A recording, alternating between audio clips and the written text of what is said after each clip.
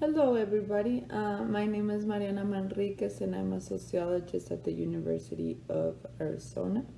And the project that I'm about to present to you is entitled The Work Games and the Gig Economy, a case study of Uber drivers in the city of Monterrey, Mexico. And before I begin, I would like to thank Maurilio Peroni and all the organizers for organizing this wonderful discussion on gig economy and urban spaces, as well as to my co-panelists for their important work. And even though I'm not able to be there physically, I'm really grateful to be able to be part of this important discussion. My research question, my research puzzle is geared towards investigating the mechanisms of the labor process under this new work organization of Uber, in which all the managerial structure gets transported into a virtual platform and in which work becomes completely individualized. And I'm particularly motivated by the puzzle on how Uber is able to extract effort from drivers and even consolidate a hegemonic board regime, meaning establish consent among workers, given that Uber does not offer a fixed schedule or a fixed salary, never, not to say workers' compensations or worker protections. So Uber represents this form of hyper-flexible, precarious labor. So in order to investigate this set of questions and puzzles, I conducted an ethnographic study in the city of Monterrey in the summer of 2017. And the manner in which I conducted this ethnography is that I used the passenger side of the application, meaning that I was acting as a consumer and able to localize different drivers in different municipalities at different times of the day. And I was able to observe and ride along with 60 drivers, 59 who were male. And given that Uber does not require a lot of prerequisites to operate, meaning they just ask for a driver's license and a car and no penal antecedents, Uber is able to absorb a population of currently unemployed and underemployed predominantly male workers in Monterrey. So I was able to interview drivers coming from a variety of employment trajectories and class positions. So I had workers coming from the industrial sector, meaning that they worked previously in a factory. I also had drivers coming from the precarious sector, and they were bartenders or waiters or security guards or extra taxi drivers and so on. And I also had drivers coming from the professional sector, and these were drivers that were currently or were formerly accountants or had a managerial position or an office or worked in an office. And this is going to become important in a second.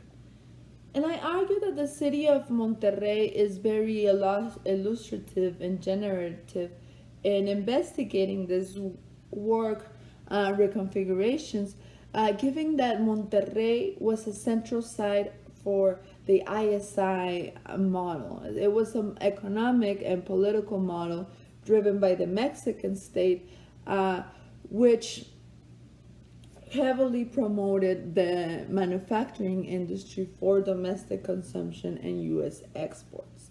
And this model was heavily dependent upon establishing a social contract between the state, enterprises, and the worker. So the state offered workers formal employment and with very heavily syndicalized relations in exchange for loyalty not only to the factory but to the state. But after the 1970s and we have the global crisis, there was a significant dramatic change between the ISI to a more neoliberal form of governance. And this also had tremendous repercussions in the labor market configurations of Monterrey, being predominantly industrial to transitioning to the service sector and more informal. So given this historical context, the question remains on how workers from Monterrey, which become Uber drivers, are making sense, their subjective understandings of the work organization of Uber, which is a new form of work organization. So what I found was that given that Uber does not offer a fixed salary or a fixed schedule, Uber drivers are prompt to craft different strategies in order to earn the most possible revenue when they are logged in the application. And I borrow the metaphor of the war games elaborated by Michael Warbright to note the strategies and how these strategies are then successful and sometimes in establishing effort and at the same consent among workers. So workers are engrossed in this game, and then management becomes hidden, especially when it gets transported into a virtual system. So one of the strategies that I talked about in my paper is how when I will get into the Uber rides, I noticed that Uber drivers were accepting all possible rides, almost not taking their finger out of the application. And I'm gonna illustrate this in the following quote given to me by an Uber driver. And he says, "I'm telling you, 5 minutes don't pass when I have another request for a ride. To be honest, it becomes addicting. My wife tells me to come home to eat, but then I have another customer in the line, and I cannot stop working. I see it as a video game, and you see the rides as coin symbols." And among other strategies that I talked about is that Uber drivers had a very extensive knowledge of the spatial and temporal logics of the city of Monterrey, meaning the rhythm of people throughout time and throughout space. And they coined this their own local knowledge as locating el movimiento. And I bifurcate this into 3 levels. First is the level that they had the knowledge of the proximate cultural events that were gonna generate a lot of income, meaning a lot of people were gonna request it, right? And this was at the highest level, was like hitting the jackpot. And then in another level, you had the knowledge of the weekly rhythm of the citizens of Monterrey. And finally, you had the extensive knowledge of hour by hour drivers knew at what time and at what place they could generate the most possible revenue. However, I argue that the game was not experienced in the same manner by all drivers, meaning that the rules of the game change depending on your class position and your employment trajectory, mediated by your employment trajectory. And I say this that the professional drivers were the most privileged drivers, and then you had your precarious drivers. And drivers coming from the precarious sector often did not have access to capital, and therefore did not have their own car and had to rent to a third party. And this significantly added to their other outsourced expenses such as gas and car maintenance. So they had to pay car maintenance and then gas, and then on top of that their rent. And this prompted them to have to work over 10 to 16 hours a day.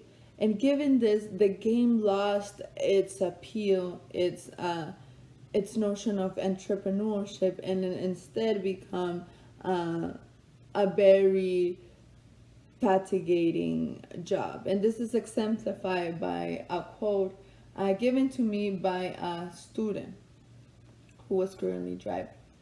"I do enjoy driving a lot, but after a while it gets old. You get tired of being trapped in the car. Your back starts to hurt. Your neck starts to hurt. It's not pretty.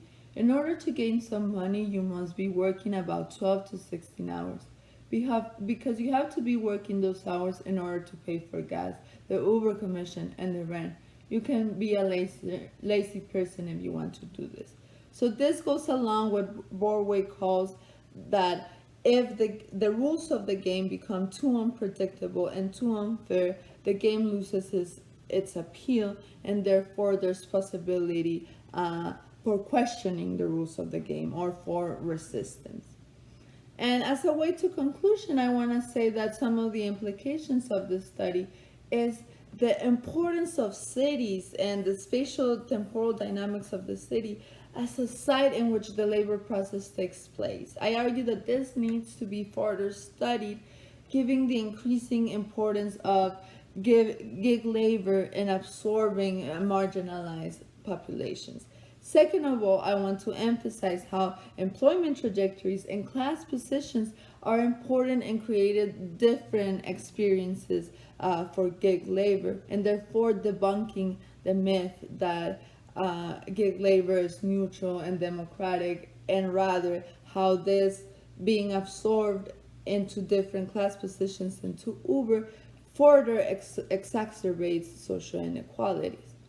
Thank you very much, and I look forward to hearing you all's presentations. Thank you.